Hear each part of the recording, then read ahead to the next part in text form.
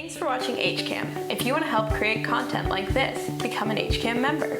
As a member, you'll have access to professional quality equipment and software, as well as guidance from HCAM staff. Come see us at 35 Pond Park Road, Suite 8, conveniently located near Route 3 and Derby Street in Hingham.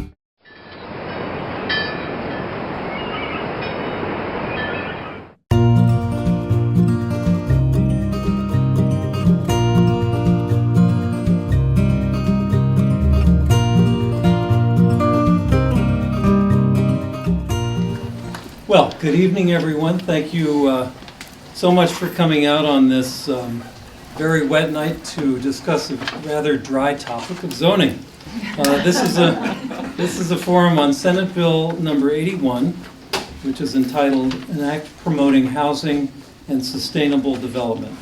The Hingham Republican Town Committee is pleased to host this forum, and we hope it will encourage more discussion about this important piece of legislation. I'd like to welcome our panelists tonight. Starting at this end of the table, State Senator Pat O'Connor. Next to Pat, State Representative Joan Moschino. Hello. Next to Joan, Laura Burns, former Hingham Selectman. And anchoring the other end of the table, current Planning Board member Gary Tondorf-Dick.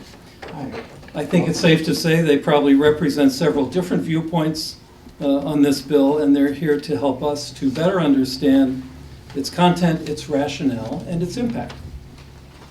So what is Senate Bill 81 anyway? It's a wide-ranging bill currently being considered in the state Senate. I think there's a sister bill or something much like it in the State House as well. The bill will mandate changes to local zoning bylaws to allow faster, denser development. The bill will also encourage a shift of authority for land use planning from local control to more regional control, and it will also make certain changes to planning board processes and regulations. Among other provisions, the bill will require towns to allow dense multifamily market rate development as of right in newly created zoning districts. It will create a program of certifying communities that will encourage towns to establish policies to create more workforce housing, to foster economic growth and green development. It will provide benefits to those certified communities, including potentially preferential treatment or consideration when distributing state discretionary funds for infrastructure maintenance and development.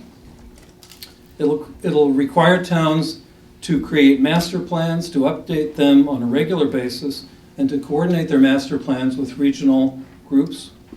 It'll require towns to allow accessory apartments and single-family dwellings as of right. It will simplify zoning variance processes and special permit processes. It'll make the process for adopting zoning changes less demanding, and it will open towns up to lawsuits for zoning bylaws that do not meet certain state guidelines for housing development. Following the presentations by our panelists tonight, we hope there'll be plenty of questions from the audience. I would ask that you keep questions brief as possible and that the panelists likewise keep their answers brief so that we can cover as much ground as possible. And as a town meeting, please keep questions and answers civil with no personal comments or references. Our format for tonight's forum will be as follows. Each panelist will start by having, we'll do it in two groups, with the first group being our state legislators and the second group being our local citizens. Each panelist will have 5 minutes to speak without interruption. They may introduce the act, they may explain its features, support or oppose it, or offer suggestions. It's their time to say what they want. Pat will lead off, then Joan. I hope that Pat and Joan will give us a brief report of the current status of the legislation. Process of legislation in Massachusetts is complicated and it's always hard to know where things stand. So after Pat speaks for 5 minutes, Joan will speak for 5 minutes, then we have a few prepared questions just to kind of get things moving a little bit for about 10 minutes, and then we'll allow 10 minutes for audience questions to Pat and Joan. Next, Laura will give her 5 minutes of presentation, followed by Gary, and then the same thing. We have a few minutes, a few prepared questions for them and then open to the audience. Finally, we'll have around 15 minutes at the end for general Q&A for anybody on the panel. And we'll try to wrap up around 10 of 9. We need to start moving out around then so that they can begin the cleanup. I'd like to thank the Hingham Public Library for giving us the use of this facility. And without further ado, I'll turn it over to State Senator Pat O'Connor. Now, you may want to come up to the podium. I'll go sit down for your initial presentation, then I'll come back and be the moderator. And by the way, Kristen Root here will be giving some time signals to try to keep this going. And for any audience members that have questions, Heather Hedlund will pass the microphone around. So thank you. Thanks, Jerry, and thank you all for coming out here tonight. I think that Jerry hit it on the head that it is a very dry topic. It's not the most attractive issue to talk about, but it's one of extreme importance. When I was first sworn into the Massachusetts State Senate last May 18th, this was one of the issues that was brought directly to our attention. We debated this in its current form as rewritten again on June 9th of last year. And essentially, we were very happy that zoning came to the people's attention. It's been since 1975 the last time that zoning reform has happened in Massachusetts, and this would be a complete overhaul. However, the bill that came out on June 9th in the State Senate was nothing like the bill that was brought to the public in September 2015. 9 items were added to the bill without proper vetting and without proper public hearing, without proper public discussion, which usually means it's dead on arrival in the state legislature, as the process the state legislature works on is a very open, transparent, committee-oriented process.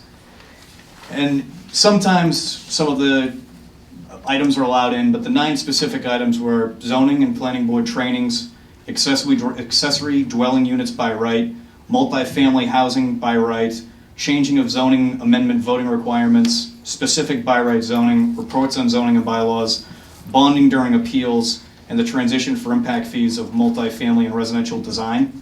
The minority leader in the state Senate essentially said that this was land use lasagna, a term that he coined because it's basically putting layer and layer of land use laws in a very confusing and almost impossible to effectively implement way in order to create, or what in our opinion does create, a bureaucratic maze for local communities. In some of the specific reasons that we say that this creates a maze for our communities, and after talking with the proponents of this bill when I first got up there, as well as the opponents of this bill, the local communities, and generally some of the legislators who had took a hand in writing this, it was clear that not all the stakeholders were part of this in-depth conversation, that local communities specifically were one of the ones that were left out of this, and they were the ones that had called us. We actually got the Hingham Planning Board and the Marshfield Planning Board to call in to our office to ask us not to vote for this because they were confused as to what it meant. I think everyone agrees that zoning bylaws and zoning laws in the Commonwealth of Massachusetts have to be changed, but some of the layers of this confusing bureaucratic maze include the multifamily housing districts. The definition would be a reasonable size in every community in the Commonwealth, but yet there was no definition of reasonable size. The dense cluster developments are required to be designated in order to leave open space, but these cluster developments are also subject to litigation if a developer feels that the zoning ordinance or town bylaws fail to comply, which I believe this should be completely left in the local municipality's control. I would create the opt-in certified communities program with no set regulations yet in place of what those requirements would be. This would create something similar to the green communities and other things that have been beneficial. Now, I'm not saying that this wouldn't be beneficial. I would like to see specifically what the requirements would be on the communities in order to opt into this program, because there are financial components and also points that can be added to grant programs attached to this. The oversight and implementations of regulations, resolutions, and disputes will be handled by the Secretary of the Executive Office of Housing and Economic Development. Now, the price tag and how much money they allocated for this inside of the piece of legislation that we voted on was $2 million. Yet the price tag of the bill in its entirety out of Ways and Means was $500,000. So I thought that this was a complete oversight inside of this legislation. And requires accessory dwelling units to be by right, and I think that that's going to be incredibly difficult for communities to monitor. In closing, I understand and appreciate the goals of this legislation, but I truly believe that we must give our municipalities more control than this. I think it's something that's completely well intended, and that we do need to have, definitely need to have zoning reform, but we need to put the municipalities first. We need to put the requirements for what we need as far as the housing stock here in Massachusetts also up there on the list, but we can't do it to the detriment of our communities. And that's why I voted no. I think that a conversation needs to happen. I think that there's been plenty of conversations that have happened over the past 40 years. I think we're closer than we have ever been before in order to getting truly good zoning reform here in Massachusetts. But I believe it's going to be more difficult than trying to get a piece of legislation passed. And in my opinion, this piece of legislation that passed last year, which is the same as is written this year that Majority Leader Chandler wrote, and I love Harriet Chandler, and there's 7,000 bills that were filed, and I'm sure that everyone in the room will have a disagreement on one of them. This is definitely one of those ones that I disagree on, because I truly believe that it takes away some really required local control that's desperately needed, especially now as it seems that the state is going for a more overreaching approach of zoning, where the state will micromanage what the local communities do, and I truly believe that the local communities know what's best for their own community. Thank you.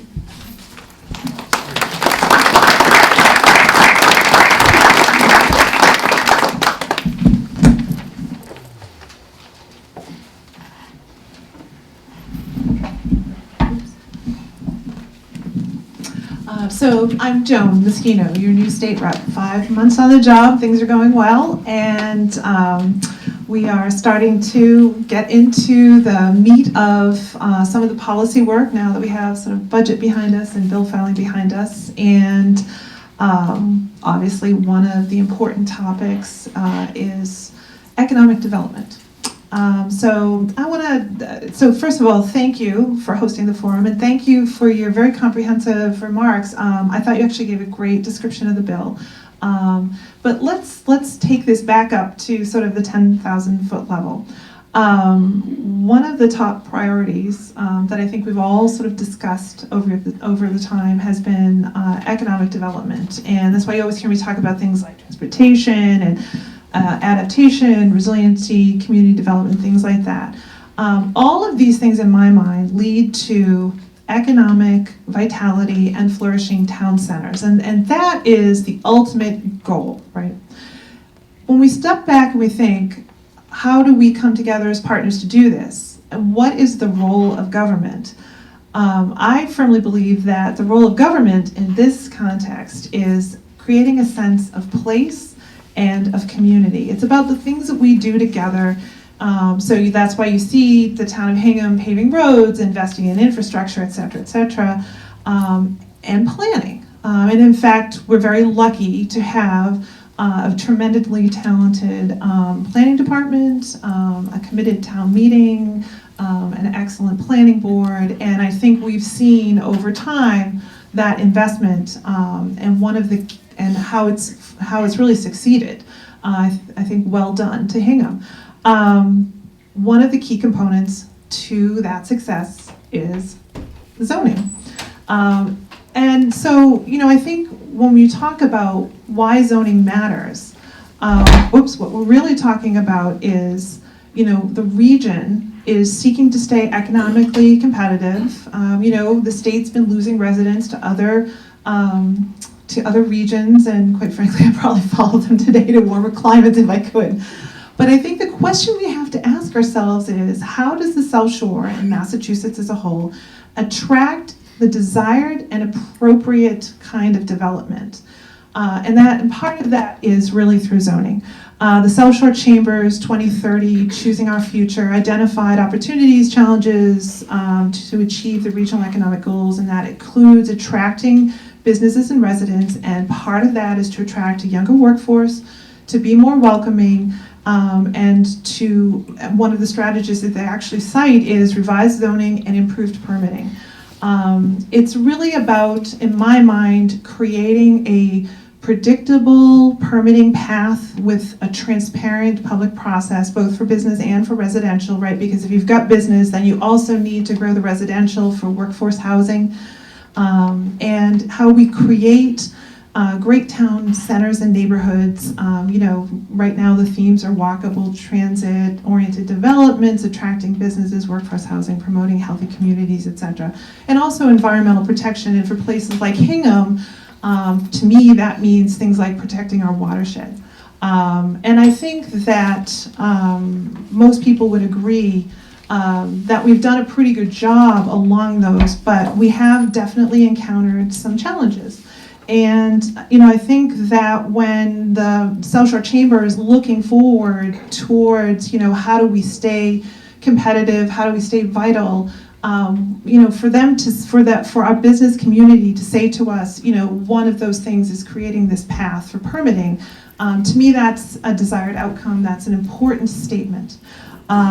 We had a great discussion about what was in these bills. There are actually two bills. So it's House 2420, the Act Building for the Future of the Commonwealth. It's assigned, interestingly, to the Municipality Committee and Regional Government. It was heard on May 2nd. They took testimony on May 2nd. The second one that Patrick was discussing was an act promoting housing and sustainable development, sponsored by Senator Chandler. That's actually assigned to the Community Development Small Business, which I sit on. It has not yet been assigned a hearing date, so we haven't even heard any testimony on this bill. You heard some of the components already that were in there. You've heard some of the more controversial pieces.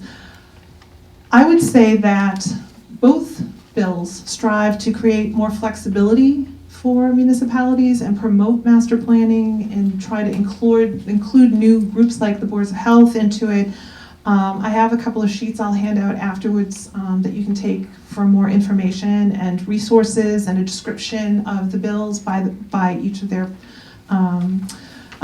proponents. I would say that the big difference in the Senate bill is a housing production requirement. And this is not 40B, this is 40A, and it is about, as I think you did a good job of describing, in terms of what is going to be by right. So why don't I stop there and let the next group go, and we can start getting into the descriptions of it as we go along. So thank you.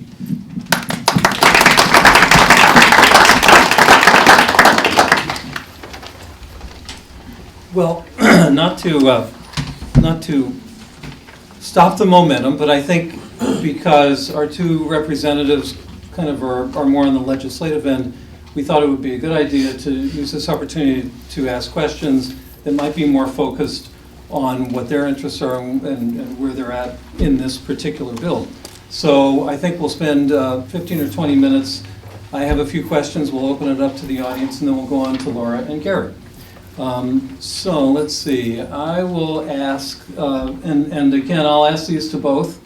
So perhaps we'll start with Joan in response, Pat, and then the next one back and forth. Sure. First question, do you believe we have the right balance of local control over land use policy, or should control of land use policy be shifted to a regional authority?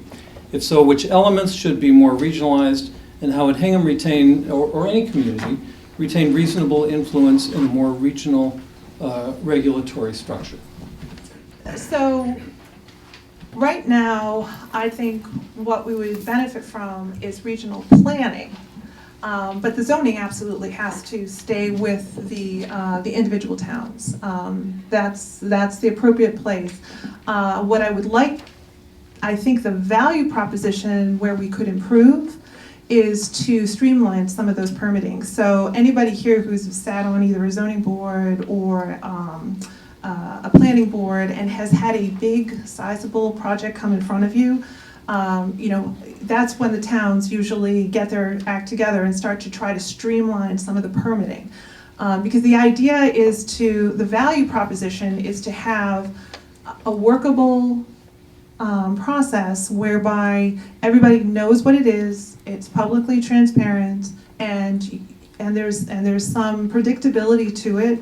So from a developer's perspective or a residential homeowner's perspective, there's a certainty to it, so they know what it's going to cost, etc., how to move forward, what resources you need, that sort of thing.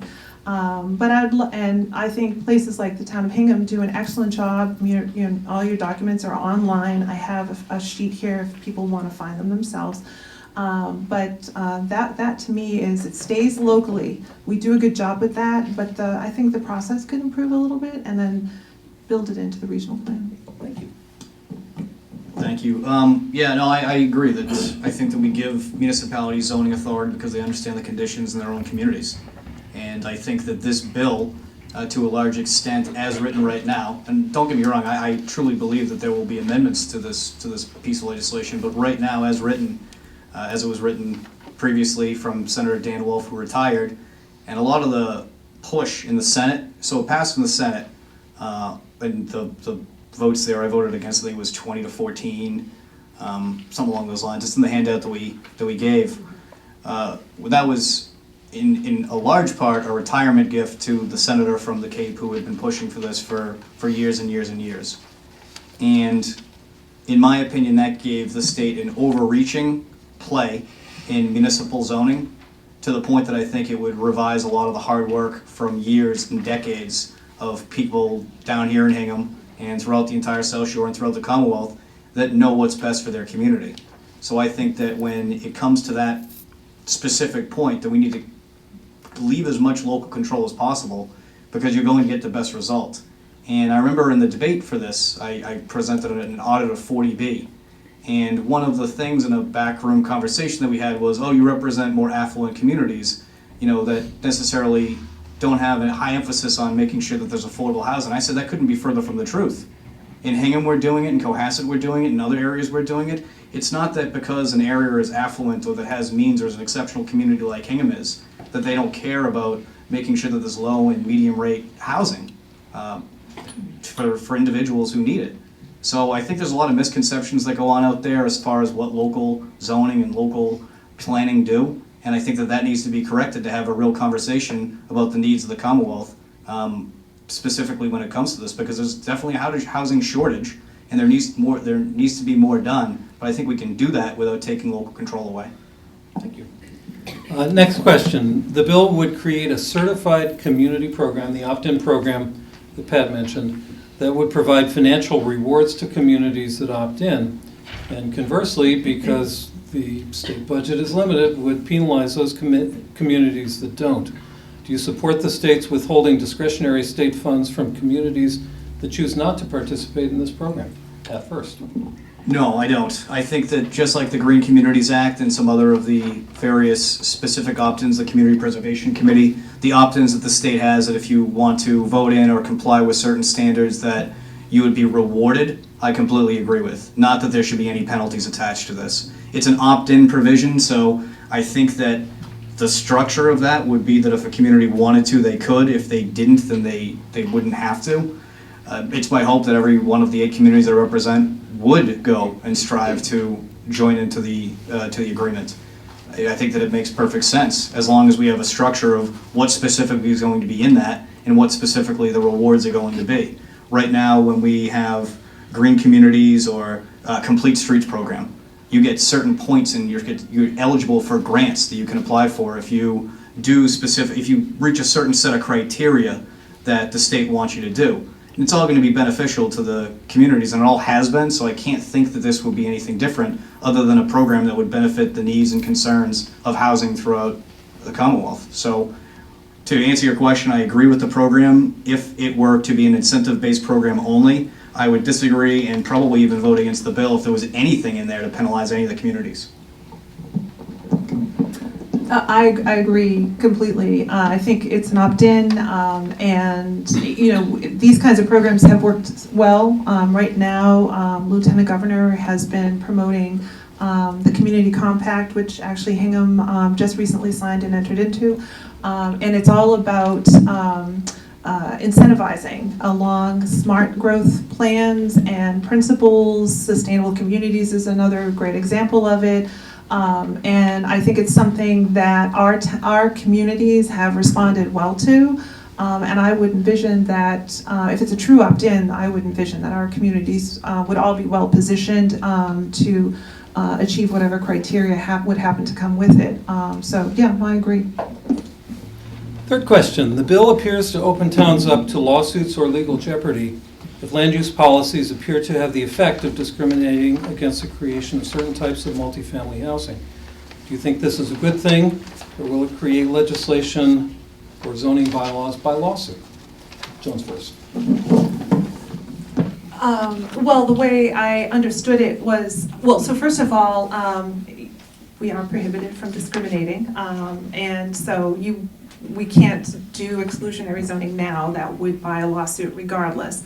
But what I understood the difference was is that it would place it within a specific statute, and I'm sorry, I'm spacing on it right top of my head, but that it would actually place it within like the Fair Housing Statute or something like that. I'm sorry, I'm just forgetting off the top of my head what that was. So I don't think anything in particular would change relative to our requirements as a municipality to be fair and equitable. It would just place it within a specific statute that I would envision would have probably more specific timeframes or penalties or what have you if a community were to discriminate. Of course, we would never do that here, right? And I agree. I mean, there should never be discriminatory zoning ever, anywhere, really. But the aspects that I have a problem with when it comes to litigation in this one specifically, when it comes to the cluster development, which is something it's being pushed now. We're essentially doing it over at Union Point at the former Southampton Naval Air Station. The South Shore Chamber of Commerce has a high emphasis on cluster zoning. The only problem that I have with, as written, the Senate Bill 81, is that there can be developers who take advantage of the certain situation inside of the communities in two regards. One is that if they don't believe that they're getting enough houses in the cluster developments to essentially allow for open space, that opens the community up for litigation. And in the second aspect, they can ask for more inclusionary zoning, which is something that every community would want. And in exchange for the community, for the inclusionary zoning, the municipality would have to make concessions, and it's written in there. So to get more low or moderate income housing, workforce housing, the housing that's really the most needed here on the South Shore for people to start their families and to grow, it would take a concession to say, well, we're going to put 12 houses here, and none of them are going to be inclusionary. Okay, well, let's do 16 and we'll make 2 of them inclusionary. So there's legal restraints that every community is going to have inside of this legislation as written right now that I think needs to be looked at and vetted. And 2 of them specifically, none of it being discriminatory obviously, but 2 of it being in the cluster developments and the other one being in the inclusionary developments that go on. We want to make sure there's more inclusionary housing, but less strain on the municipality that they have to be horse trading basically to get those units. They should be giving those units in the first place, and that should be in here, specifically. I think we've monopolized the questions enough. A lot of people here. Would anyone like to ask either Joan or Pat a question? And Heather will give you the microphone.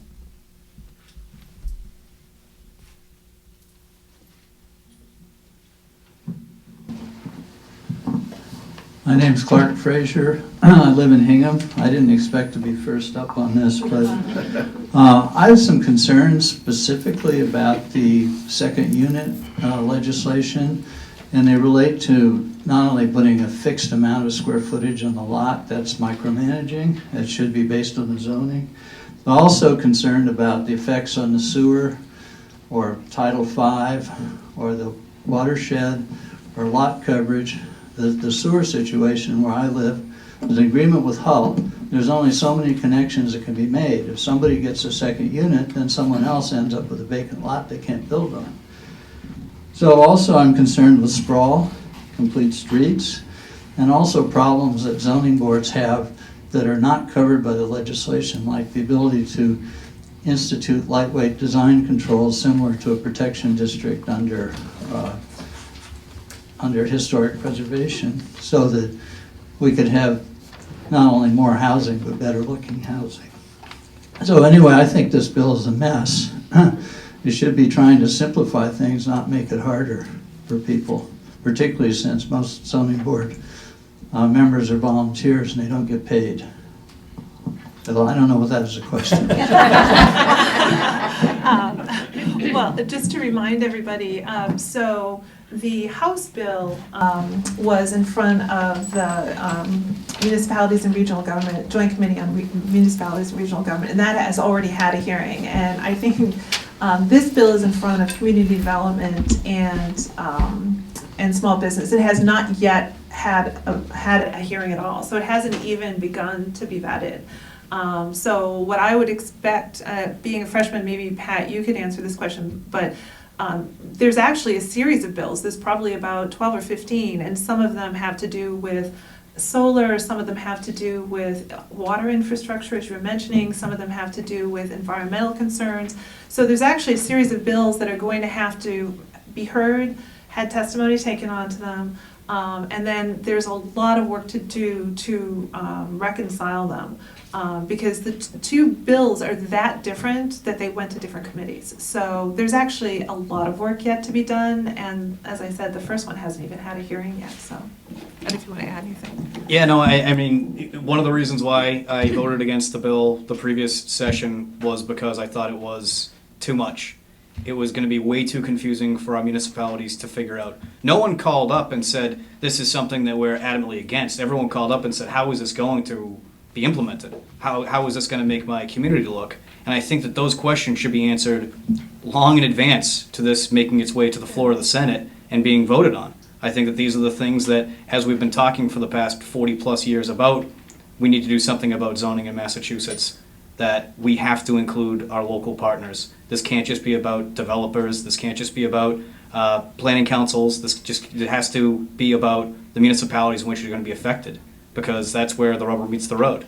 As both of us, as former local elected officials, this is, the purest form of government. This is where you see your tax dollars go to work the most, and this is where you're going to see the impact of this the most. This is a one-size-fits-all approach, and I don't think that that's necessary in Massachusetts, especially in the areas where we've made such good strides, such as down here on the South Shore. Other questions? Yes, sir.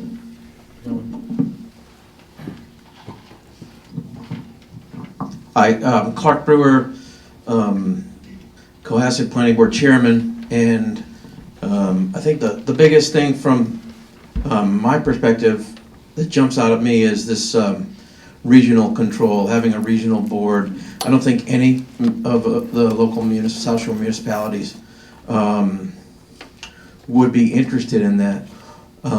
With that said, I think that there are opportunities for overlay districts that cross over municipal boundaries, where special projects could be administered by joint town boards. That would be potentially mutually beneficial to both communities. And the model I think that is best is the Weymouth Landing model, where there were DLTA funds that got used, and zoning changes got implemented on a case-by-case basis by each community, realizing they had a vested interest in what happened in the other town. So I think, if there's a way to encourage towns working cooperatively together, and they are in regional planning and purchasing, and in some ways, that might be the model, the overlay district, and I'm interested in your thoughts. Talk about Southfield? Yeah, I mean, I was on the city council when we voted for the overlay district and the landing, and you're seeing dividends now after years, almost a decade, of one side of it being held hostage by a developer who didn't want to develop in the Weymouth Landing side, and then a developer from Newton, Joshua Katzen, who came down and saw what the Metropolitan Area Planning Council had proposed to the city of Weymouth and Braintree, and said this is something that we can make work, especially now on a commuter rail with the type of housing that's needed, and with individuals who, once they decide to move out of Somerville or Cambridge or Boston, that are living with 3 or 4 other people and roommates and want to get a 1-bedroom once they have a full-time job and a career established, that they can go there. And I thought that was good work. It's still to be determined. There's still a calculated risk involved with the type of housing that they're doing there, primarily 1-bedroom apartments, and the lack of parking. So I mean, there's still always going to be questions that are in regards to that. And the second one was what we were able to do over at Union Point as far as zoning goes. as president of the City Council of Weymouth, we were able to get all 3 towns to unanimously agree, ourselves, the legislative branch at the City Council of Weymouth, and in town meeting in Rockland and in town meeting in Abington, we were able to all agree unanimously on what type of zoning we needed there, because something had to get done, and that we all needed to work together. So as far as what you say, I totally agree with you. I do not believe there should be a regional sort of authority over what goes on in each one of the communities. But I think communities have shown that they've been able to work well together. And when it's to the economic benefit that Representative Mosquito had talked about, when it's for the benefit of creating housing that's needed here to get to get new individuals into the community that are going to benefit, then that's exactly what we should be doing. We should be looking at working and partnering with our local municipalities, but it doesn't take an act of the legislature in order for us to do that as is right now. There are already the tools out there. This, I think, goes, again, a little bit too far. It needs to be reworked. Zoning reform has to happen. There's no doubt about that. But as written right now, I think that this really takes a lot of the control away from the municipalities where, in my opinion, more control should be given. And I think that's a great example of what I was talking about in terms of you plan regionally, but zoning is just a toolkit for how you implement what it is that your vision is. So, and I agree, you know, the zoning and the control should be locally mandated. But if you have the regional planning, and Southfield's a great example of that, where the communities come together around a vision, then you can really create the maps and the zoning that flow from that, and you can put the process in place. I mean, that's really what zoning is. It's not an end unto itself. It is the mechanism for getting to and achieving the vision that we've planned for and that we've put together. So I think that's a great example of it. I think we have one more question. You pick the moderator. Oh, Tom, sure.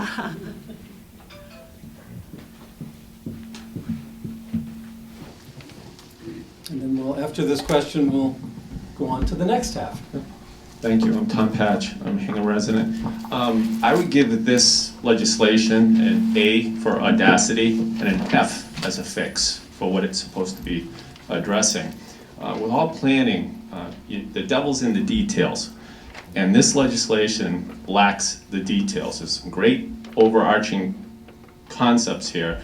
Essentially, it seems to me it's a lot of it comes out of the model of the Cape Cod Commission. I think probably that's why Mr. Wolf, if he was from the Cape, you said he was the Cape. I think you're seeing a lot of that.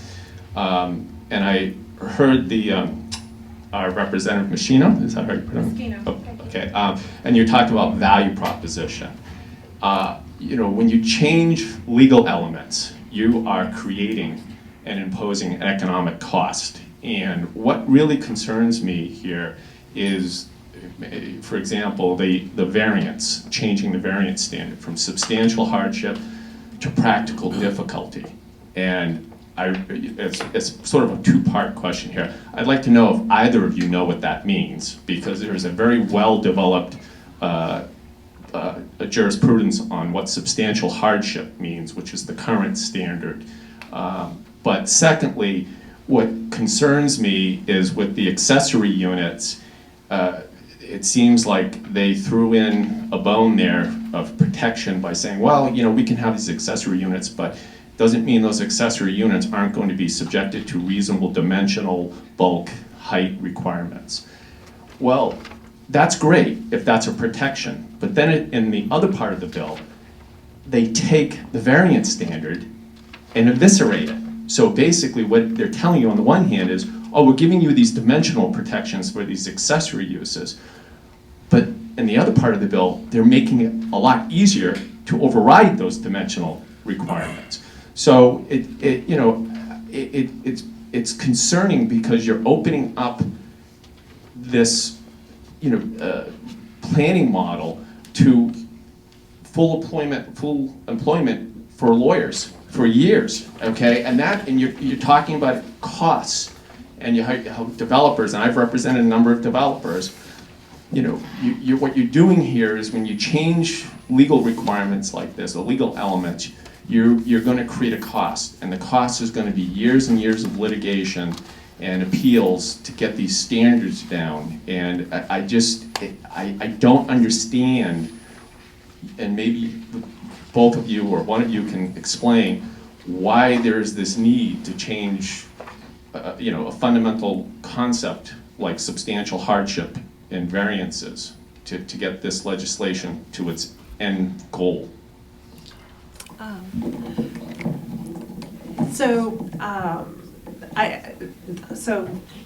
I think you're right. I mean, the original drafter, the original author was the former Senator Wolf. So I think a lot of this was based on Cape Cod and some of the regional planning they had been doing down there.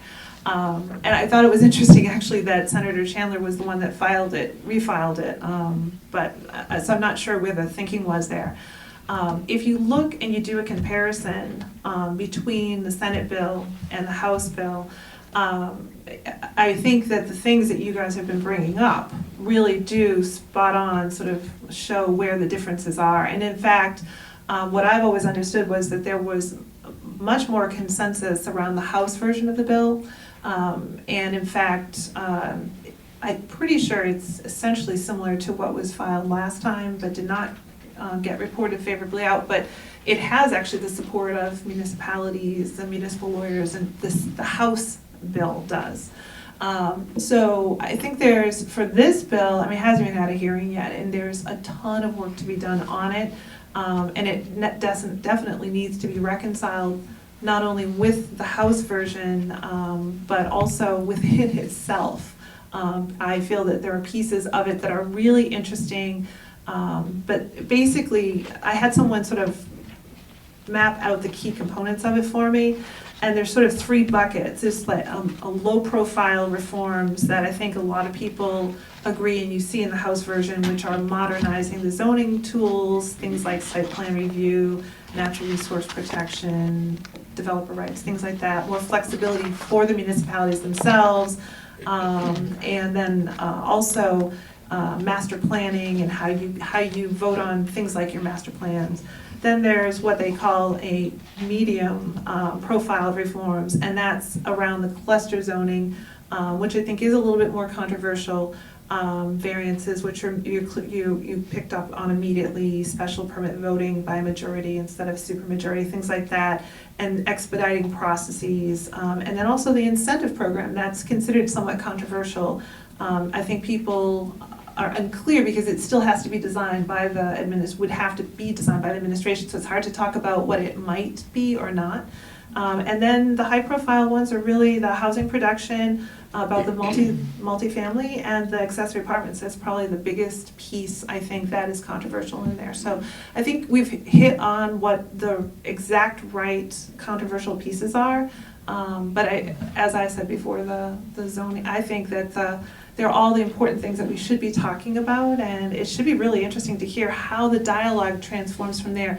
Because the fact of the matter is we do need more housing production. I think it's 500,000 units for the metropolitan region that they won't need to come online within the next 10 years to accommodate workforce housing. And zoning reform hasn't been touched, and it really does need to be updated. So the dry topic will become very interesting, but I think you hit it right on the head.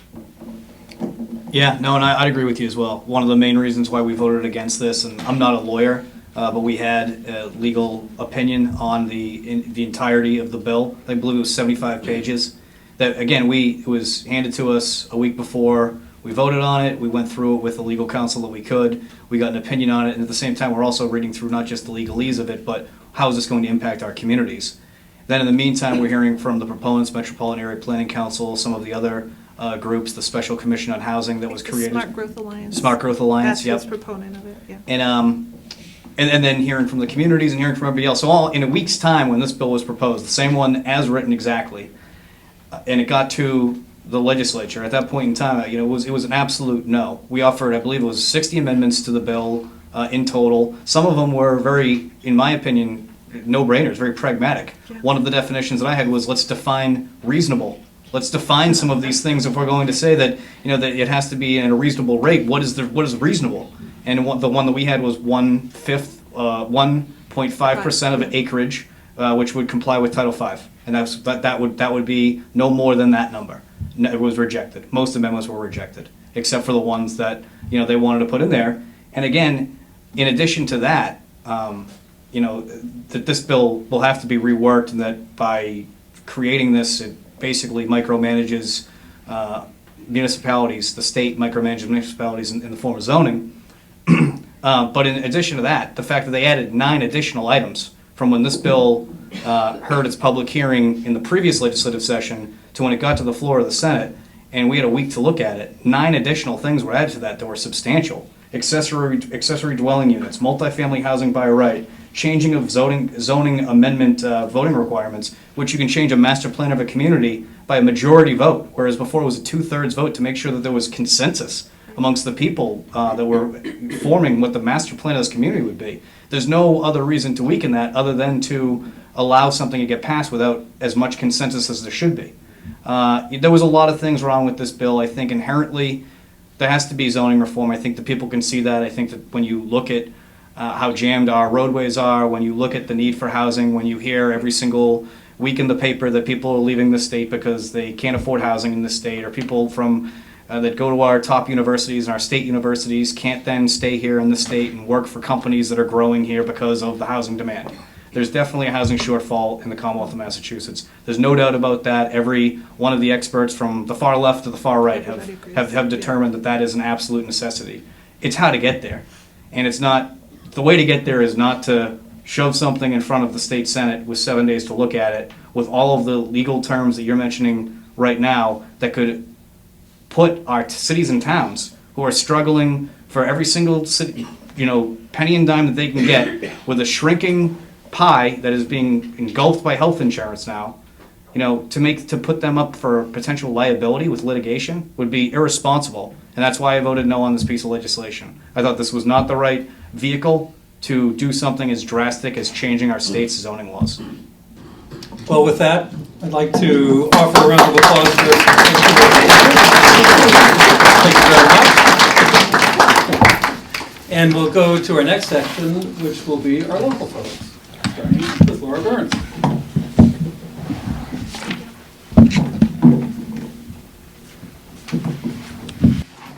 Good evening. I feel a little bit like Babe in Toyland here because I'm not a legislator who needs to vote on this bill. I'm not a land use official. I don't have any background in it. I'm just a citizen, somebody off the street who goes to town meeting and cares about the town. So I may come at this from a sort of a more of a 20,000 foot level than others. But I think when we ask ourselves, do we need zoning reform? Yes, we do. Why? Because of what Senator O'Connor said, because of the agreed upon desperate need for more housing in Massachusetts to keep this economy going. And that's what we all have an interest in is making sure that we all, in our Commonwealth, we all have a commonwealth and that our economy works for everyone who lives in Massachusetts and has a place in it for everyone we need to be here to make our economy go. The thing that I was impressed with looking at this bill is how much of it really, some of it had the impact of streamlining regulation and decreasing complications in regulation for people, for the construction industry. And I think of that, the decreasing and streamlining of regulation in order to motivate or incentivize an industry is maybe kind of a very conservative value. That's a conservative way of looking at how we improve our economy. It just happens that the business in question here, the industry in question, is the housing industry. And but certainly things like some of the things you mentioned that were, I don't know if it was Rep. Moschino mentioned, some of the the things like that would make it easier for developers to get to know what the permitting process would be, like joining site plan review and zoning variance discussions under one board. That makes sense to me. It's something that we do informally already in Hingham because we had that experience of having developers come to one board and say one thing and go to another board and say another thing. And so we developed a process whereby the two boards would stay together when they were seeing things together, and that strikes me as a best practice, and it makes it easier and better. Anything that decreases uncertainty for an industry to operate makes it easier for that industry to flourish. Standardizing reasons for zoning variances, and my thought I had when I looked at that section of the bill was, I believe that it would probably be good for the housing industry to have a better understanding, and for boards to have a better understanding of what the legal, I find the things, I understand there's a lot of jurisprudence behind it, but if you just look at the law to explain what allows you to have a zoning variance, it's pretty vague, and there's a lot of discussion that goes on around that. Anything that would make that clearer for the housing industry and for people on the ground would enable things to move forward faster and meet our housing demand faster. That seems like a good thing to me. Streamlined permitting for very small subdivisions. Now, I guess what I'm saying is I don't have the land use background to say that these changes are the exact right changes to do those things, but these are the kinds of things that we need in a zoning reform. One of the reasons that encouraging the construction industry to do what it does well, which is build housing, is mainly because as mentioned, we need those housing units for people, 500,000 units in the Metropolitan Area Planning Commission area before 2040. I don't know where we're going to get those. But also, the construction industry provides jobs for the kind of people who've been having a hard time getting jobs after this recession, people who may not have a college degree. And blue-collar jobs are disappearing, and this is an area where the Commonwealth has a need. The industry is ready to go, so anything that we can do to decrease the complexity, length, difficulty of the zoning process tends to move in that direction. But as I said, I'm not the land use person. I don't have a clear view of what the exact changes are that would be the right changes to encourage that. I feel like that's what this law should have in it. But I do get the impression, I did have the feeling when I read it that, yeah, it's, what was the term, lasagna? Land use lasagna, definitely. Oh, and let's add this. Oh, and let's also add this, and let's also add this. And is it actually really necessary to put it all in one bill? Or would it be better to, bite off a little bit and chew it well and swallow it and make sure that it's swallowable before we pass a huge bill that a lot of legislators may not have time to really get to know what's in it that well. So just to take it up another 10,000 feet, when I think about zoning, a lot of it comes down when we talk about community, responding to the needs of the community. You have to ask yourself, and I ask myself, what is our community? Is our community the Commonwealth of Massachusetts? Is your community the South Shore? Is your community Hingham? Is your community Crow Point? Is it Wampatuck Road? The truth is that your community is all of those things, right up to and including the entire Commonwealth, and including the Northeast, and including our nation. And all of those communities, we have a responsibility as citizens, and our number one, I'm so sorry. You need to wait. You need to wait. Trying to be subtle. Yeah. So my point is that I think that all of us have a responsibility to make sure that our community is doing what we need to do to help provide the housing that our state needs. It's not a job for some other community. We all need to take responsibility for that. But this bill has a lot of things in it that would take a long time to decide if they were the right answers. Thank you.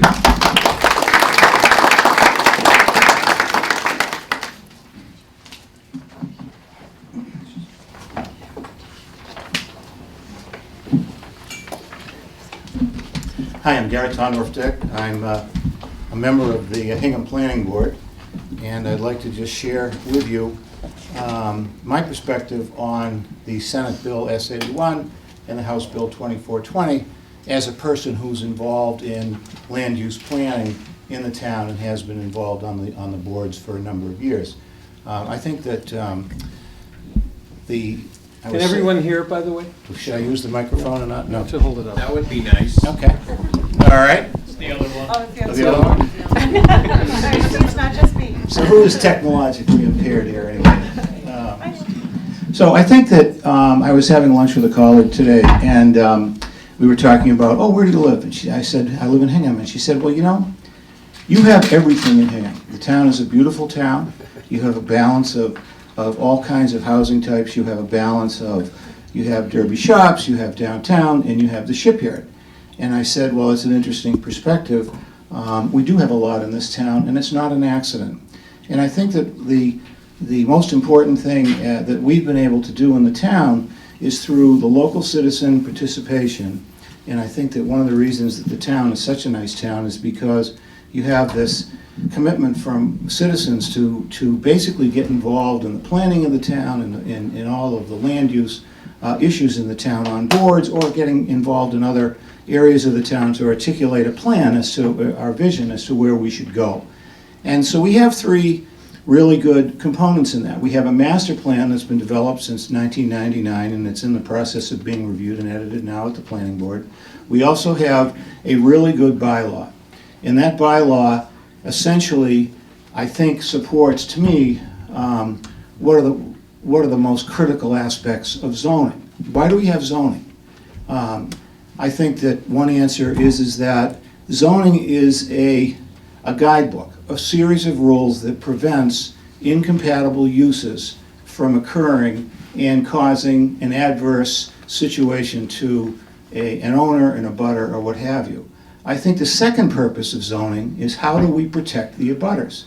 Because the moving party who wants to initiate or develop a piece of property also has to be responsive to the health, safety, and welfare of the abutters. And in so doing, I think that one of the reasons that we've been so successful in creating this kind of high-quality community in terms of its environment, in terms of its desirability, is that we've been able to articulate a series of goals and do it through the public process, but it's local control, it's local initiative. It comes from the neighborhoods, it comes from the residents, and it's articulated through a process, it's vetted. I think that one of the concerns that I have about the current proposal in S81 and also the House version 2420 is that home rule is which I think is a sacred tenet of any community, is to determine their land use policy.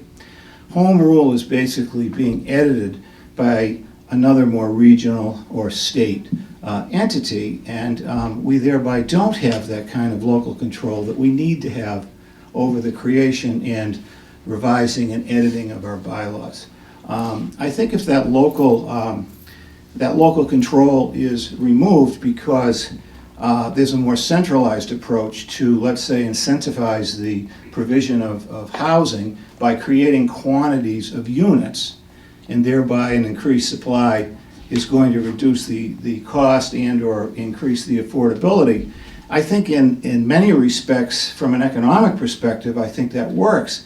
However, what's the impact on the community? And in terms of creating the kinds of units that are anticipated through this bill, through mandating by right in terms of accessory dwelling units, mandating by right in terms of multifamily housing districts. I'm concerned that what we're going to have here is an imposed standard, but it isn't going to be a standard that's vetted. I mean, for example, on the planning board, we've, over the last 2.5 years, we've been looking at an accessory dwelling unit bylaw. Well, we had 14 meetings, local involvement meetings, to vet the parameters of that. I think we need to keep that. Without that, I don't think we can sustain the kind of quality of community that we have. Thank you.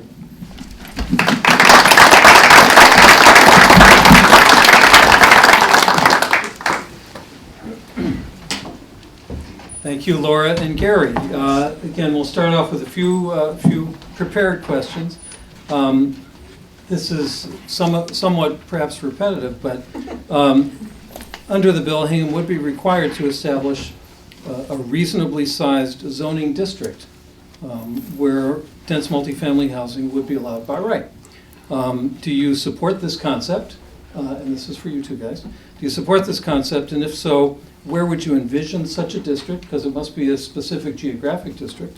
And how large would you consider reasonable to be, since it's not defined, as Pat mentioned in the bill? And just to put it in perspective, I think Hingham is about 14,000 or so acres. So, Laura, why don't you start off? So, is this microphone on? Yes, okay, good. So here's where the part comes in where I am not the land use expert or authority or person with experience, but it seems to me that we allow multi-use, multifamily. We have areas of the town that are already zoned for multifamily housing. And we also have an inclusionary zoning bylaw that allows developers already to get more density in exchange for a percentage of affordable housing. And I don't actually understand whether that law would meet the requirements of this law, whether our zoning law as it exists would already meet those requirements or not. I believe it would not, because the key to this bill is that it must be by right. So all of our, as I understand it, Gary, correct me if I'm wrong, I think all of our multifamily. It's all by special permit? It's all by special permit. So it's kind of a different issue.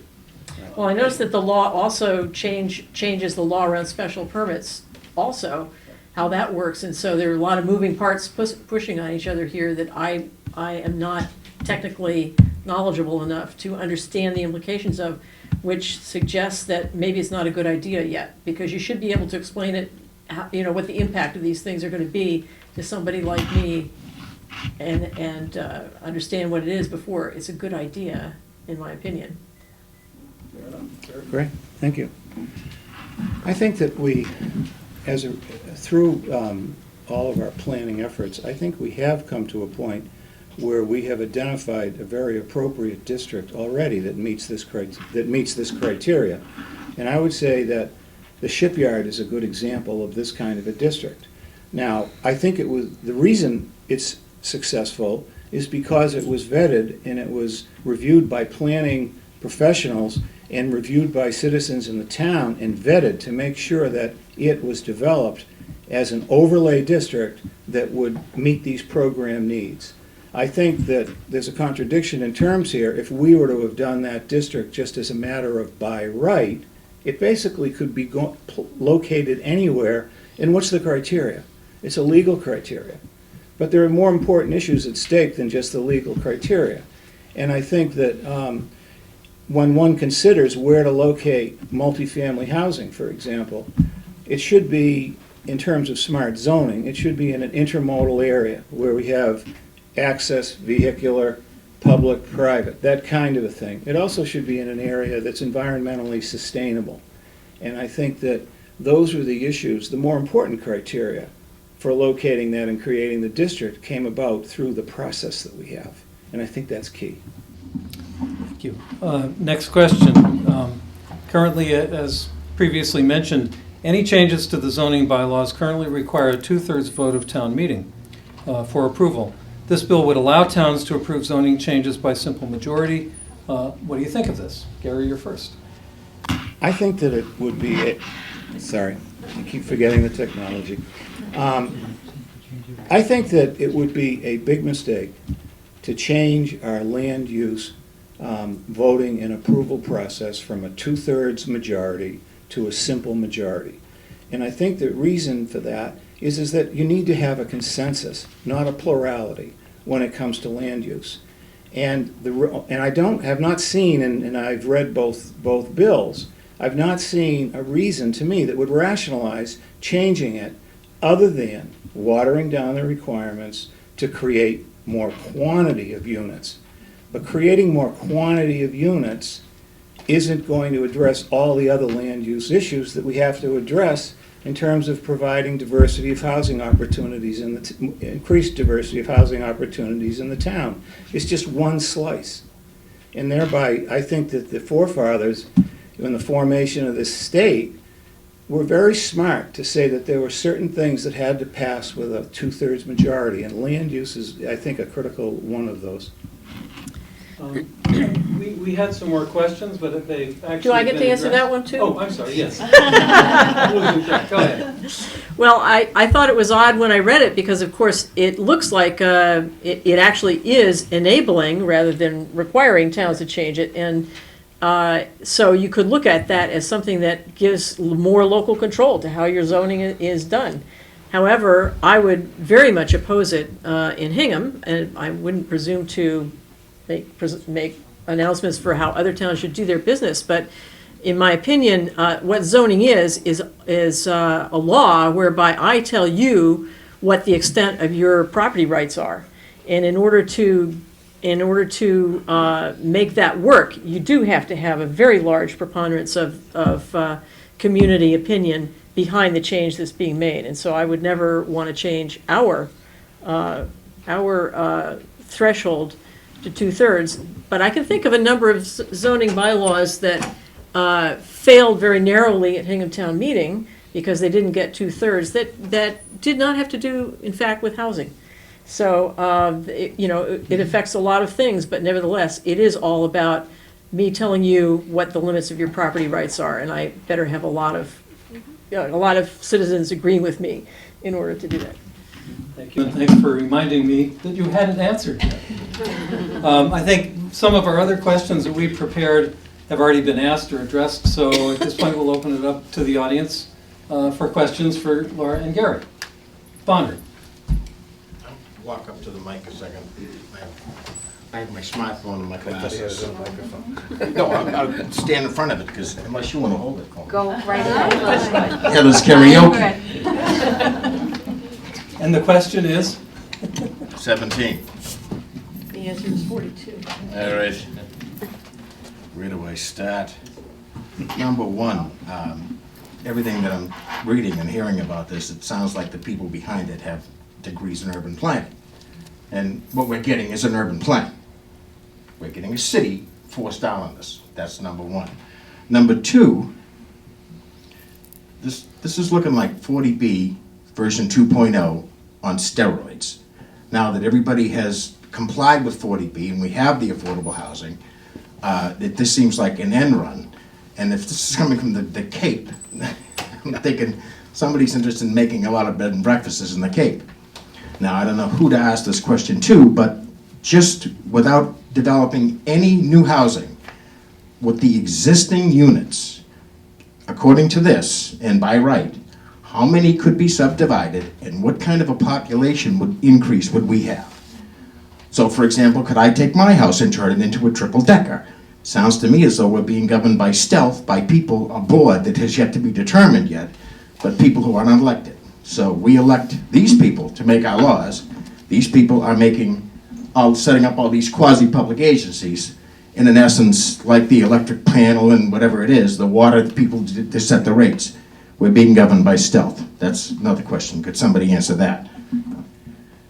So which question do we want? Okay, how many conceivably do we have the planning board? Can I just ask you a question here? Yeah, sure. Correct me if I'm wrong, but is it not already legal in Hingham to put an accessory apartment in a home built before, I think, 1940? So, and that's a lot of houses in Hingham. That wasn't the question I asked. I'm saying conceivably under this new law, could we build triple-deckers? Okay, well, that just... So, if we're talking about, let's say we talk about the accessory dwelling unit provision in this law, that would be as of right. So what that says is that if you have a building the bill proposes that if you have a building that's on 5,000 square feet of land, you can put in an accessory dwelling unit that is half the size of the dwelling, or 900 square feet, whichever is less. Okay. Now, within that requirement, they have not addressed, we have a third of the town's on sewer, we have 2/3 of the town is on septic. Okay, so conceivably. The law doesn't address all that, but let's say we have 7,000 houses in the town, Okay. 7,500 houses in the town. So the town population is 14,000 plus, I'm sorry, 24,000 plus. And so if you were to take 7,500 houses and add a dwelling unit and there are 2 people in the unit, that's 15,000 people. I Okay, mean, so this is conceivably. extrapolated out worst case. Okay, I But just- isn't it true that some of those are already allowed under our Right law? now, if you have a house, Some of them are already allowed, but if this becomes the in thing to do, everybody's gonna become a developer. right now, that if a house is built before the zoning was enacted in 1941, and the house has a minimum of 7 rooms, there are a couple of other criteria. It's not just by right, there are criteria That's now. that now, I'm talking then, about if this goes in. if this goes in, the criteria, the only criteria are that you own the house, that it's on 5,000 square feet of land, and the unit is 900 square feet. So conceivably, in a very short period of time, as long as we can produce enough wood and enough nails and enough carpenters, we could literally change the entire timber of this town and Cohasset and every place else. Am I correct? If I you mean, were to this- extrapolate it out, probably, Yeah, but I and doubt it. I'm but looking yeah, at this, and yeah. I'm looking at this entire thing, and I'm thinking, this not only changes the character of our town, but this completely changes the character of our state. Because if this is gonna happen here, this is gonna happen everywhere. I think what you've put your finger on is the problem with by right. Is that there isn't criteria to protect the abutters and to protect the rest of the community, and thereby it's just the moving party's desire to develop a piece of property or expand a unit. But it isn't just about the moving party, it's about the abutters. Okay. And that's where I think this is very misguided. I'm I hear asking you. some questions. I've got Sure. several more questions, Okay. actually. Hold I on, keep Laura. hearing, sorry. Laura, you reminded me last time to let me speak. Feel free to respond. I guess my only reaction is that there's a very large number of houses in town that were built before 1941 and have more than 7 units and probably meet that already. And you don't see them all putting accessory apartments in. So just because it makes it doable doesn't mean everybody's going to do it, but. I'm just asking Well, conceivably, I guess I'm saying conceivably, I don't see that happening as a result of this law, which doesn't mean I'm in favor of it, but I think it's, a little Conceivably, alarmist. I disagree with you, but that's another discussion. In the interest, Bonner, in the interest of kind of opening it up to the audience, I see another hand. If nobody else wants to talk, you can come back. Jim? Thank you.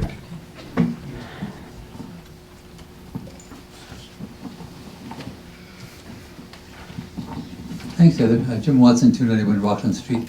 I'm just concerned about the degree to which affordability is required, because there are 5 lines down, it says, you must identify a district for multifamily housing as a right, and it doesn't go any farther than that, saying what it's meant.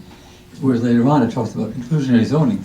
That usually means that if you include some affordability, you may build more than you otherwise could. And we have that in the flexible plan. But it just strikes me that right now, if you want to build more than you otherwise could through 40B, you have to do 25% affordable. And that's gotten a lot done. Whereas the one here that simply says, identify at least one district for multifamily housing by right, period, leaves me wondering, how much incentive is there in the inclusionary zoning aspect to nudge that over? And maybe Gary, or maybe anybody could talk about that. I think, Jim, under the current incentive approach to creating affordable housing, we have to build 4 units to achieve 1 affordable house under the 40B. So I don't see in the proposed legislation where there's a connection between affordability and the multifamily district. I just see multifamily, but I don't see anything in there about affordability. That's exactly my point. It doesn't seem to require. And so I hope I'm not reading something into it. But if we're looking at, when I think of affordability, I look at a couple of other things too. It's about producing new units, but it's also what are the current opportunities in the town that already exist for people who are in a situation, for example, just sake of discussion, a single income household with kids, middle class kind of a situation. If you were looking at a house and let's say $350,000, and you were to say, where in this town do we have opportunities like that? Well, one of the areas that comes to mind is Hingham Woods. Now, and I only bring this up because it's the issue of character. It's one thing to build quantity and to basically say we're going to increase the amount of unit production to get to a certain point. It's another thing to say, how are we sustaining community in providing affordability? And that's where it comes to, and to me it comes to site plan review, it comes to all of the things that the boards do in the town, is that they vet the proposal, and I think it's more than just an equation.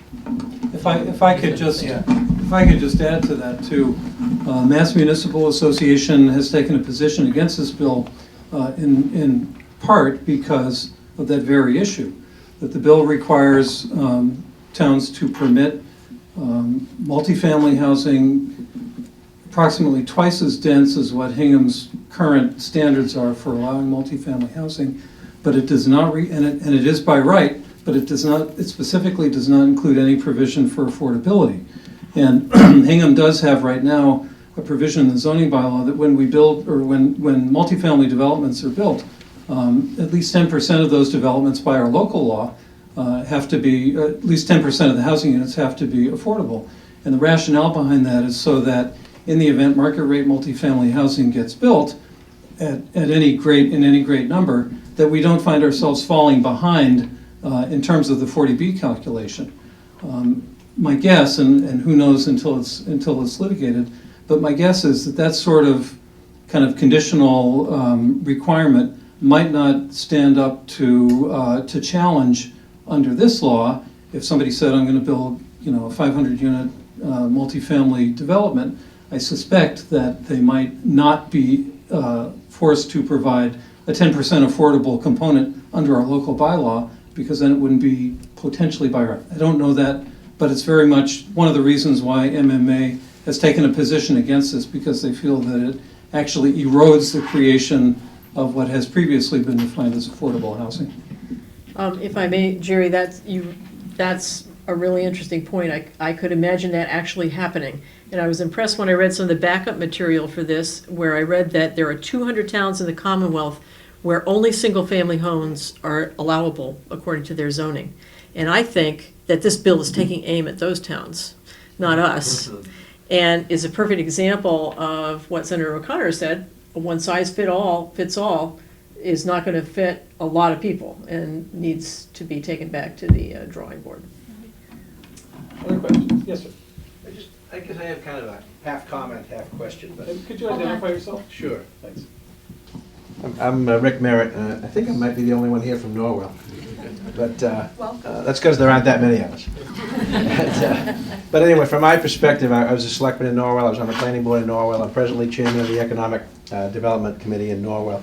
And what we see as the one of the impediments towards creating housing and development is the building code. And every time there's a lawsuit, we add 400 or 500 pages to the building code. And there are many things in the building code that are just so silly that they drive the cost of housing right through the roof. And namely, to build within a certain distance of the waterfront, you have to buy windows that will withstand winds that have never ever been recorded anywhere on the South Shore in the history of the entire keeping track of weather statistics.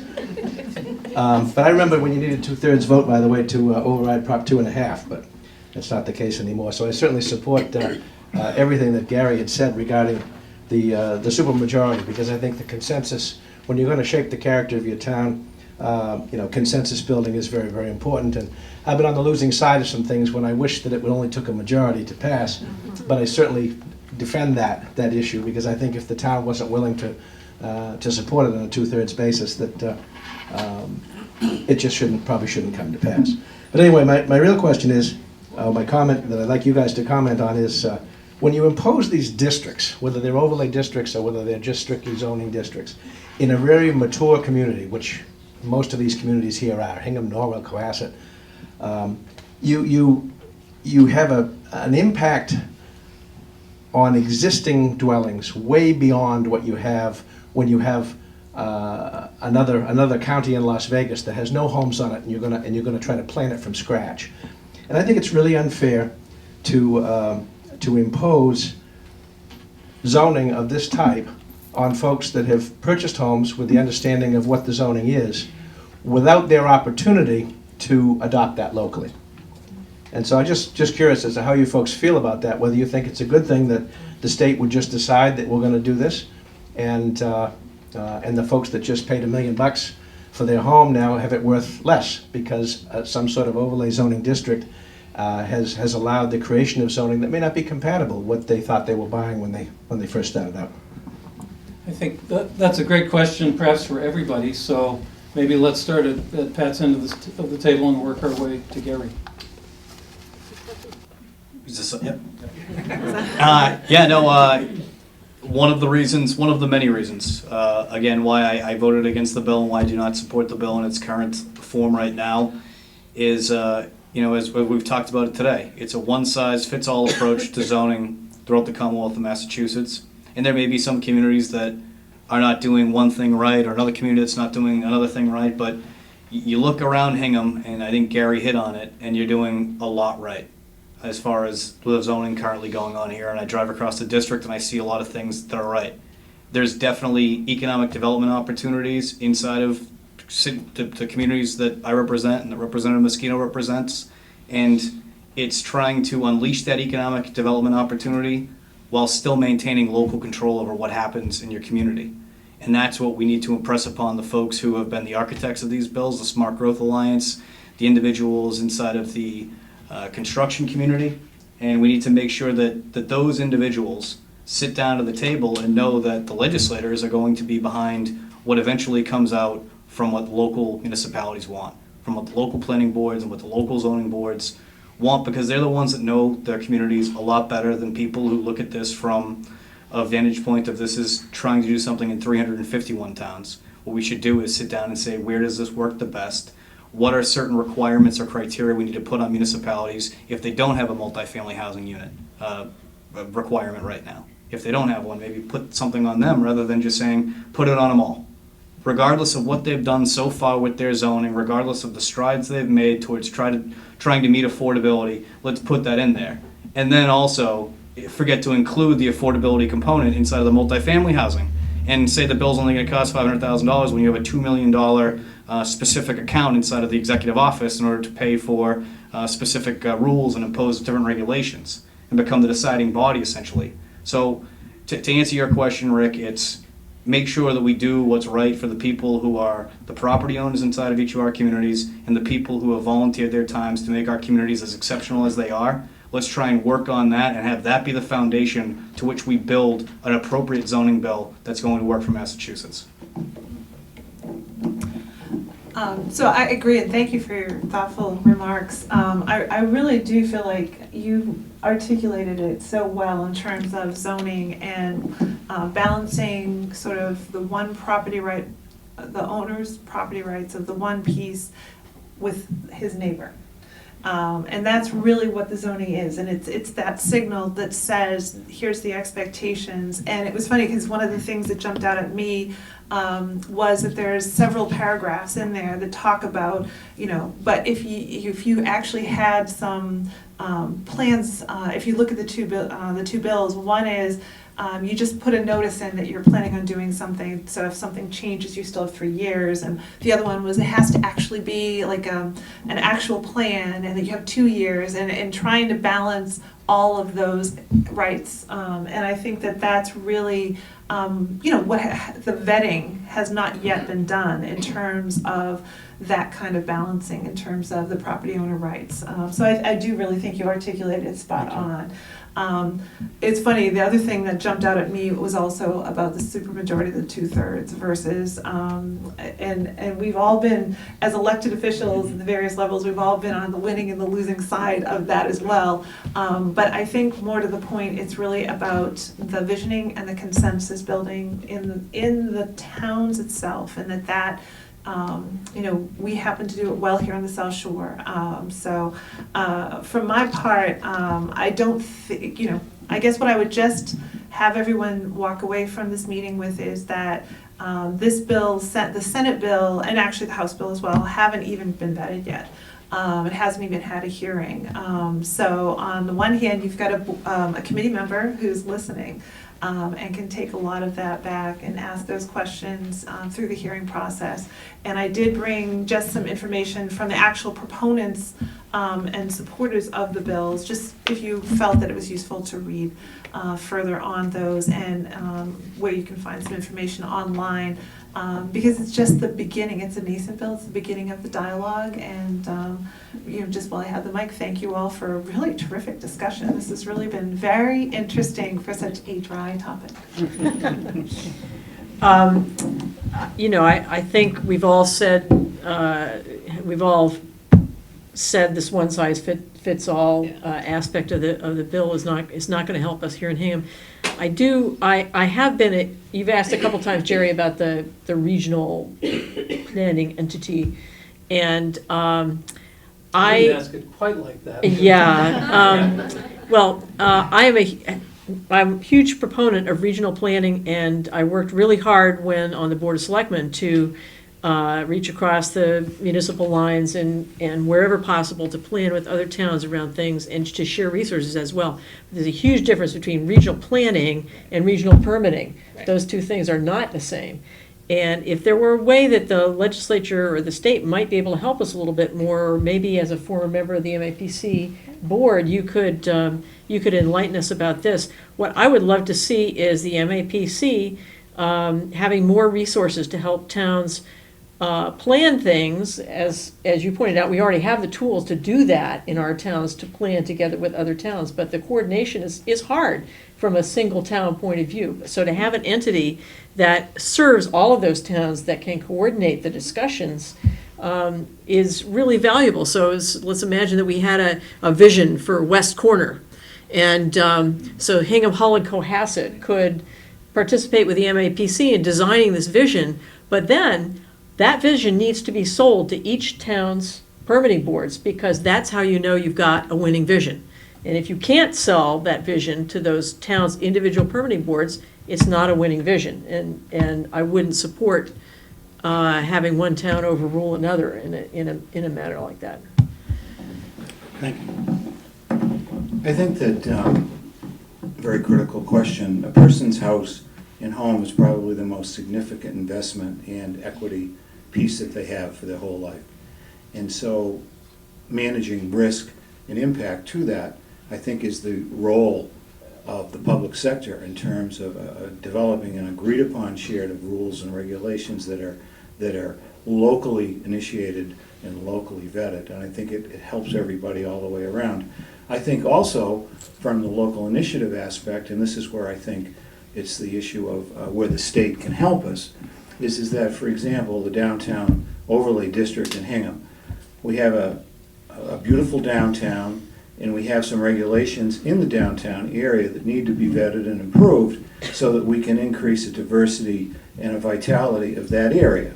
So, for example, allowing people to have a residential unit over the store creates that kind of diversity. So there was a long series of discussions between the boards as to how do we have a problem, how do we address it, and do it in a way that the homeowners are also protected. So I think that's key. Also, I think I'd like to see more opportunities, some excellent agencies in the state, the Citizen Planner Cooperative, which essentially helps people on boards understand zoning, understand all of these parameters, but it's a support function. They're not telling us what to do, not telling us how to zone, but it's a very educational piece. They do yearly seminars. I'd like to see more of that. I'd also like to see MAPC in a more supportive role where they could help us kind of address and show us some tools that other people use to solve problems, but in a support role, but not take away any of our local initiative. We retain all of our local initiative to articulate what our community should be. Absolutely. Tim in the back.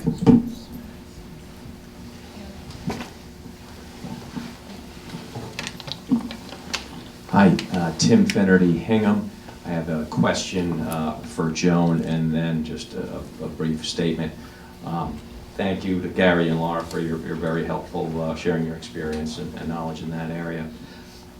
Senator, you've been pretty clear in what your position is on the current bill, but I'm unclear, I may have missed it, Representative, just where are you on the current legislation? Is that something you would be for or against in its current form? So I haven't been particularly clear, mostly because I am a member of the Community Development and Small Business Committee, which Senate 81 is before, and I just think it's inappropriate for me, since it hasn't even had a hearing, to make a statement about it, mostly because I really think at this point in the game, my role is to listen to both proponents and opponents on it, and I don't want anyone to feel that they're coming before me without me trying to keep an open mind.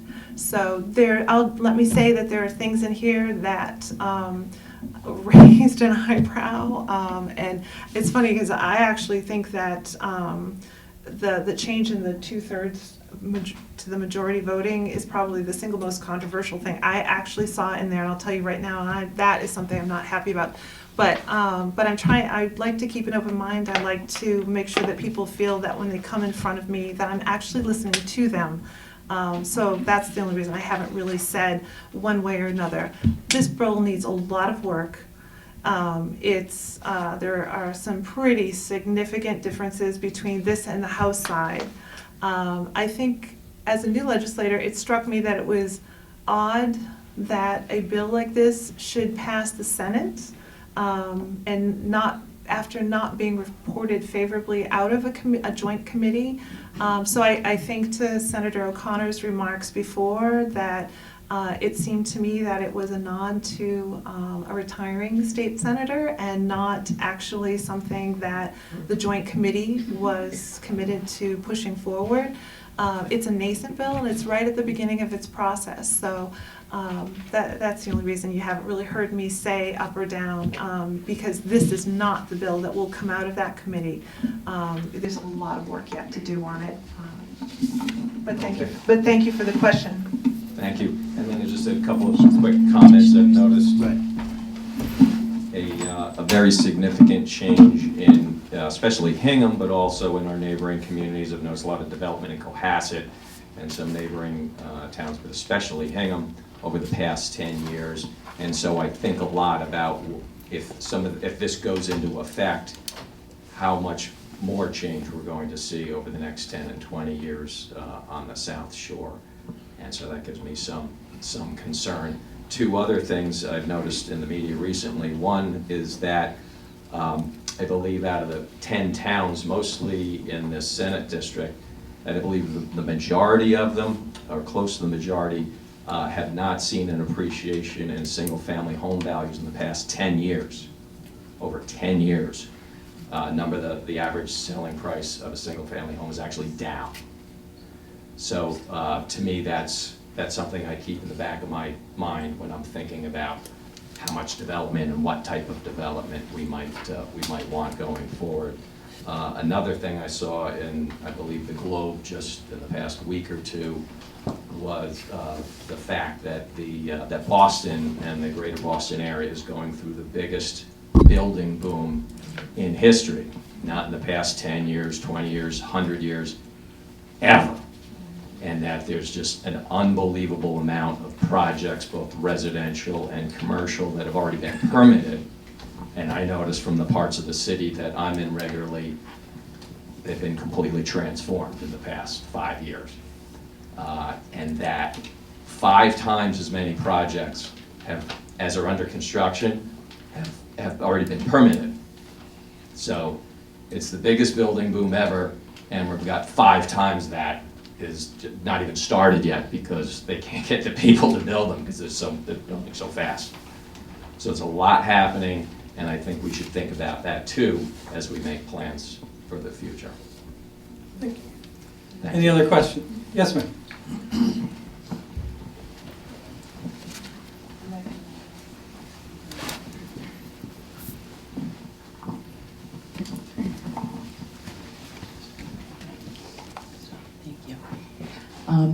Hi, my name is Pauline Rowe. I grew up in Hingham. Now I'm a Hull resident.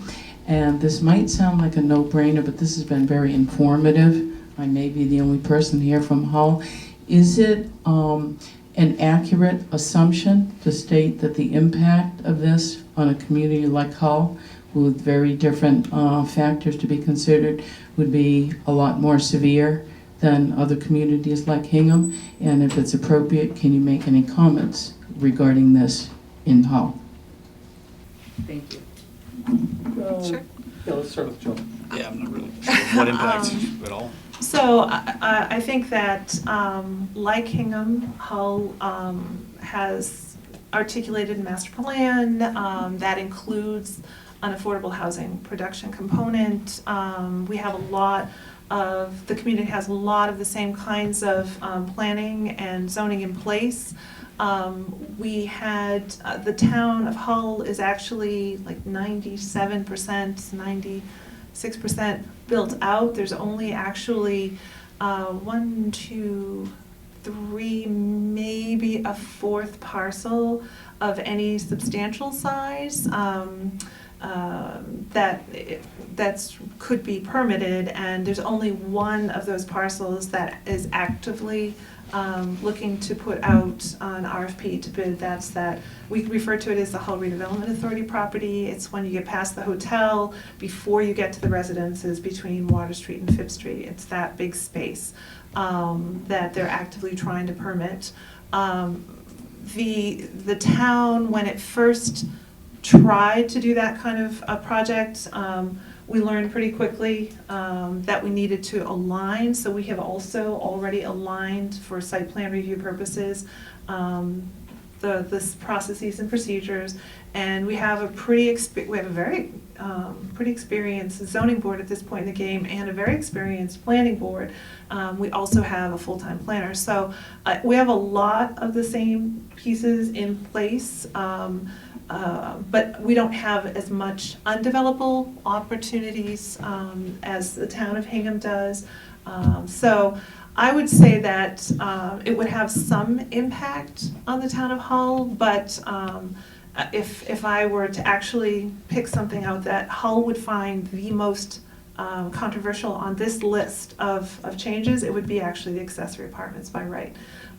So that, I think that's the thing that would actually make Hull stand up. I agree, and in some ways, a lot of those apartments are already in Hull that are unpermitted, so that would be, I think, the most controversial piece that Hull would need to really cast a wary eye on. So, but again, this is such a nascent bill, it's hard to estimate, since there isn't not a lot of people are interested in a lot of different elements of Senate 81 as well as the House bill, but not everybody agrees. So there's a lot of work to be done here yet.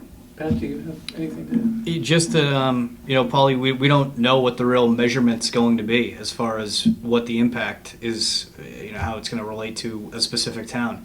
When you look at the overlay district in Weymouth Landing that we had proposed, it had been in place for 6 years, and MAPC, I believe, came to us and said it could be something that, 80 to 100 units of 2-bedroom apartments or condos. You don't know what the housing stock's going to happen. You don't know how far-reaching that developer is going to go as far as if they buy up, a certain parcel of land or a certain half of a street in that regard. If 2 developers team up, if because of the certain development that happens there, it's sort of a domino effect and can go up an area. And don't get me wrong, there is specifically to that overlay district, you're looking at something that was more of a rundown entrance and gateway to our community and exit to Braintree.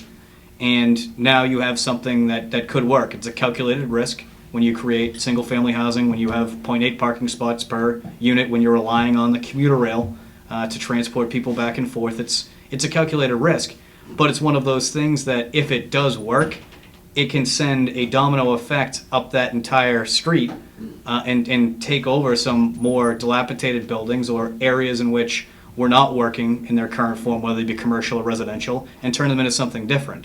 So there's pros and cons when it comes to this, but as far as how reaching it becomes, it's immeasurable when you think about it, because all of this is really going to be tested, and what we want to do is make sure that it's not tested on communities that don't want it or already have the circumstances and laws in place that address a lot of these things. We want to make sure it's done in a responsible manner. I think I gave Bonner the right for his second question first, so you got one more, Bonner.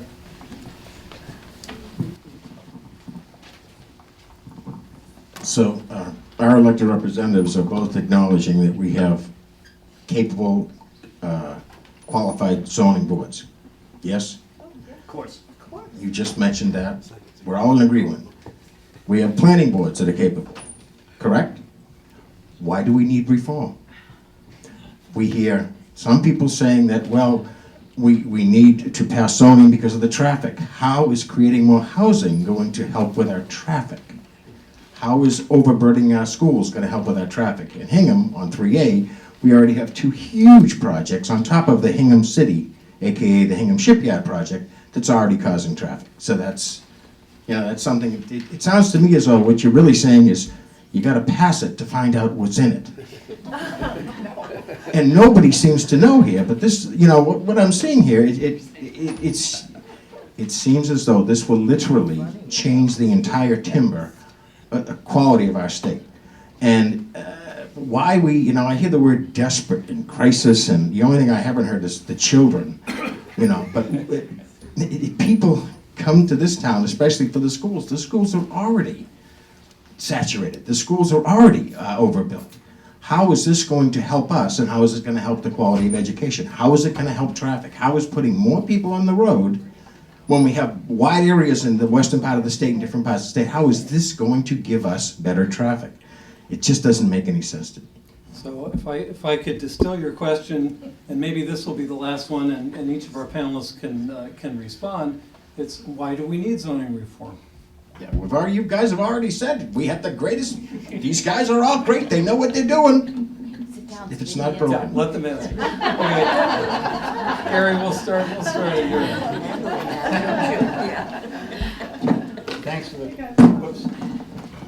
Thanks for the question, Bon, and it always gets us to smile on something your that. bartenders and your waitresses. There you go.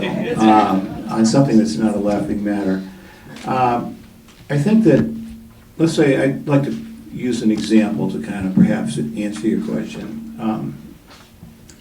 On Beale Street, we have a 200-plus unit affordable housing project. It's a 40B project. And I understand all of the legislation and all of the statutes that allow that project of that density to be located in the town at that location. So now let's talk about the process. In terms of site plan review, which I think is absolutely critical for a project because it allows you to really figure out how does a project impact the community and what kinds of improvements can be made to the project to make the project a better project. Well, the way the current process works is that the planning board's commentary on a 40B project is essentially advisory and discretionary, but it's not required. And since the zoning board is the authority having jurisdiction relative to the permitting, and this is not a comment at all on the zoning board because they're a very competent board, and the planning board and the zoning board have a really good proactive relationship. We made, on 3 meetings, we made substantive requests for changes to scale the project down, to make it fit in the community, to make it more of a village-type development, so that it wouldn't turn Beale Street into this kind of urban residential zone. And what we were told is that the financial model wouldn't allow it. Well, the problem is that what we're getting in these kinds of projects is a project that is basically an equation. It's a developmental equation. It's not a project that's responsive to a program that could be better situated in the community. We could still meet the financial program, but do it in a way that it works in the community so that it doesn't have an adverse effect. And I think that the kinds of discussions that we're having on the master plan are all these issues of what are the collateral impacts on all of these development proposals on the infrastructure and all of the aspects, the public aspects of the town. And we should have the ability to say that those master plan criteria control relative to a project that comes in for an application, and it has to be vetted to meet that criteria. And I think that that's the only way we're going to get our hands around the unforeseen consequences like traffic, because it's all incremental. A project comes in and it's reviewed relative to its traffic impact. And if it's just a little bit more of a demand and a little bit more of an impact, and it sort of works without, creating a huge congestion problem, then it goes forward. But it's the increment, it's the aggregate, the exponential. Let's, if we could Yeah. just kind of pass the microphone over. And again, the question I think really was, why do we need zoning reform? Well, Bonnet, I think the impetus for zoning reform comes from the documented need for more people working in our economy and living in our economy to keep our economy in Massachusetts percolating. And the fact that the lack of housing that's affordable is a barrier to that. It's a drag on our economy, it's a drag on business. So our economy is in the pits right now, is what you're saying? Well, no, of course not. In fact, our unemployment rate is pretty low right now, but I think that's partly because we could use some more people living here to keep the businesses that we have in Massachusetts going. But there's two ways. I mean, just putting affordability requirements in the law is one way of increasing affordability, but also just increasing the number of units. It's supply and demand. If you have enough supply, then the demand is not going to drive the prices up as much as it currently does. So I guess when it comes to the parts that I would like to see reform in, that I liked in this bill, were the ones that make the permitting process more predictable and less risk for developers in terms of, well, we don't know what's going to happen here. Things like, for example, having formula to figure out what impact fees would be, as opposed to having the mitigation for a development renegotiated differently with every single developer, which can take forever. But the developer would know going in, okay, I'm gonna offer this money to the town to mitigate the impact of this development, and everyone would know that up front. That would make it easier for developers to do what they would like to do. But in terms of reducing the amount of local control that we have over what those projects look like, I don't favor those pieces of the legislation. Well said. I mean, I think that's really exactly where it comes from is, how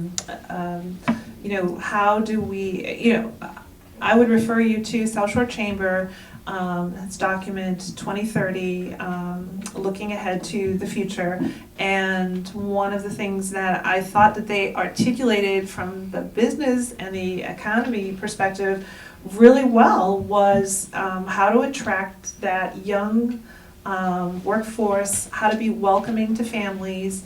And I think that the South Shore Chamber really put their finger on it in how do we stay vital, how do we stay current, and there's a lot of information coming around. The library will be closing in 10 minutes.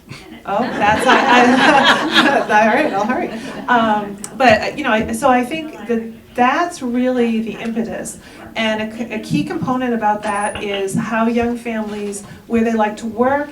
And what I think the chamber was smart to do is to look at, are we attracting the right kind of businesses? Can you work within the region? How do you draw dollars into the region? So are we just swapping money, or are we actually bringing people in and developing businesses that way? And we've been talking a lot, obviously, about housing and creating the housing components, but then there's also things like transit-oriented developments and how do we commute? I mean, there's a lot more to it than just that housing piece. But I think that it really starts with that economic vitality, first and foremost, and I think that the chamber is pretty visionary about what are the investments we should be making, and this is one piece, this is one tool to, like as Laura stated very articulately, to try to create some predictability so that we're actually attracting the right type of desirable, appropriate development here, and that piece comes from the community. So Pat, your chance. Oh, I'm sorry. to Go wrap ahead. up. Get ready to everyone. Sorry. Sorry. Yeah, no, it's closing. No, when Bonnet, I think you make a good point, but zoning hasn't been updated or changed since 1975. No comprehensive package has happened since 1975, and I think the old adage, if it ain't broke, don't fix it, doesn't apply to zoning. I think you've seen abuses of powers with 40B. I think you've seen knockout, drag-out fights at town meeting over zoning, and I think there needs to be some comprehensive reform to give more tools to the toolbox of municipalities. Unfortunately, and as I've stated before, my opposition to this bill, this goes too far. This is a one-size-fits-all approach. I think Hingham's doing an exceptional job with meeting with the demand of low to moderate income families, making sure that you take into the character of every single community and do what's best by the volunteers who live and work and raise their family in these communities. There's an economic development component to this, though, and there always has been. If a business wants to move to Massachusetts and they want to hire 5,000 people, they need to make sure that those 5,000 people that they hire, from their executives all the way down to the lowest paid person in their company, has affordable housing to live in, and that's going to be close to their business. So when you look at this economic boom that's going on in Boston and what we hope that's going to happen down at Union Point, which I believe is going to be an economic driver for the entire South Shore as far as job creation and another economic vital area for this region, one of the main components there is you can put your business there and you can put your employees there because we're going to build you the housing. We don't have that opportunity throughout the Commonwealth right now because of the price of housing and because of the housing stock. I'm proud to be on the South Shore Chamber's Housing Work Group, which is chaired by Chris Odleson, who's the president of Rockland Trust.